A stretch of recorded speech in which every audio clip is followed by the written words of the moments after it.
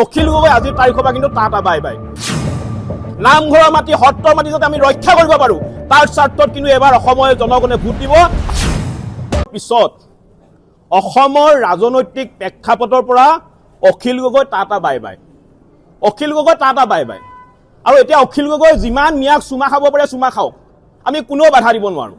কাৰণ এইবাৰ অসমৰ ৰাইজে উন্নয়নৰ স্বাৰ্থত ভোট দিব, অসমৰ সভ্যতা সংস্কৃতিৰে সুৰক্ষিত ভৱিষ্যতৰ স্বাৰ্থত ভোট দিব, অসমীয়া জাতিটোৰে সুৰক্ষিত ভৱিষ্যতৰ স্বাৰ্থত ভোট দিব, অসমৰ বাই ভনীসকলৰে সুৰক্ষিত ভৱিষ্যতৰ স্বাৰ্থত ভোট দিব, নিবনুৱা সমস্যাৰ সমাধানৰ স্বাৰ্থত ভোট দিব, অসমত যাতে মিয়াৰ আগ্ৰাসন হ'ব নোৱাৰে তাৰ স্বাৰ্থত ভোট দিব, নামঘৰৰ মাটি সত্ৰৰ মাটি যাতে আমি ৰক্ষা কৰিব পাৰোঁ তাৰ স্বাৰ্থত কিন্তু এবাৰ অসমৰ জনগণে ভোট দিব। আৰু অখিল গগৈ আজিৰ তাৰিখৰ পৰা কিন্তু টাটা বাই বাই। আৰু এটা কথা আমি স্পষ্টকৈ কৈ দিব বিচাৰিছোঁ, হিমন্ত বিশ্ব শৰ্মাৰ নেতৃত্বাধীন এই বিজেপি চৰকাৰখনে আমি এটা কথা ক'বই লাগিব যে বিগত 5টা বছৰত অসমৰ আটাইতকৈ ডাঙৰ দুটা জাতীয় দায়িত্ব পালন কৰিলে।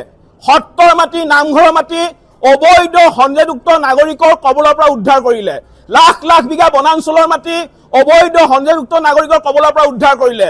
নম্বৰ 2 লাখ লাখ শিক্ষিত নিবনুৱা যুৱক যুৱতীয়ে এটকাও নিদিয়াকৈ মেধাৰ ভিত্তিত চাকৰি পালে। গতিকে ৰাইজে কথাবিলাক চাই আছে, কোনোবাই শিৱসাগৰত বিধায়ক হ'ব, শিৱসাগৰত নাথাকি অনবৰতে ধুবুৰী বা চেঙাত গৈ তেওঁলোকে মিয়াক চুমা খাব।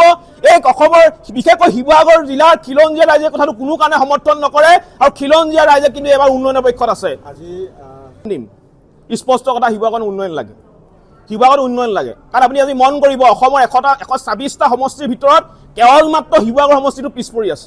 আৰু আমি কিমান দিন এই ধৰণে পিছ পৰি থাকিম? আমি 2021 চনত 70টা জাতীয় জনগোষ্ঠীয় দল সংগঠনে লগ হৈ আমি ৰাজ্য দল প্ৰতিষ্ঠা কৰিছিলোঁ আৰু অখিল গগৈ আমি জিকাই নিছিলোঁ। অখিল গগৈ বিগত 5টা বছৰত কি কৰিলে? গতিকে আমাক উন্নয়ন লাগে, পৰিৱৰ্তন লাগে, যাৰ স্বাৰ্থত আমি আজি আমাৰ কথাখিনি ইতিমধ্যে আমাৰ দাবীখিনি কুশলদৈ ডাঙৰীয়াক জনাইছোঁ।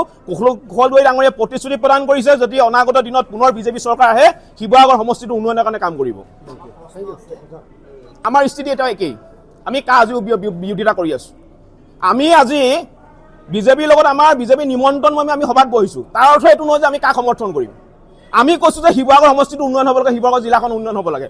আপোনালোকে মন কৰিব, আজি দুদিনমানৰ আগতে গ্ৰামন দলংখন ভাগি পৰিলে, তাৰ ফলত শিৱসাগৰ মানুহৰ কি অৱস্থা হৈছে, কেনেকুৱা হাৰাশাস্তিৰ সন্মুখীন হ'বলগীয়া হৈছে। তাৰমানে শিৱসাগৰ জিলাখন আমি কি প্ৰকাৰে জীয়াই আছোঁ, একো উন্নয়নে হোৱা নাই তাৰমানে বিগত 5টা বছৰ। গতিকে আমাক উন্নয়ন লাগে, আমি উন্নয়নৰ স্বাৰ্থত কথা পাতিছোঁ, আমাৰ বেলেগ কথা একো নাই, কেৱল মাত্ৰ শিৱসাগৰ সমষ্টিৰ উন্নয়ন হ'ব লাগিব।